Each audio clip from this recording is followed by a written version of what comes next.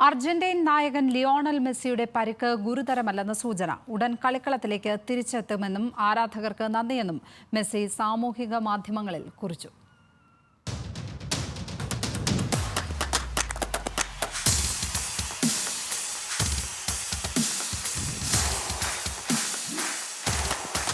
നഷ്ടപ്പെട്ടതെല്ലാം ഒന്നൊന്നായി വീണ്ടെടുത്ത് അർജന്റീനയ്ക്കൊപ്പം സ്വപ്നയാത്ര തുടരുകയാണ് മെസ്സി.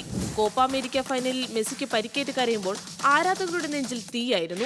പരിക്ക് എത്രമാത്രം ഗുരുതരം? എന്ന് മെസ്സി തിരിച്ചെത്തും? എല്ലാ സന്ദേഹങ്ങൾക്കും ഉത്തരം നൽകുകയാണ് നായകൻ. പരിക്ക് ഗുരുതരമല്ല, ഉടൻ കളത്തിലേക്ക് തിരിച്ചെത്താനാകുമെന്നും മെസ്സി.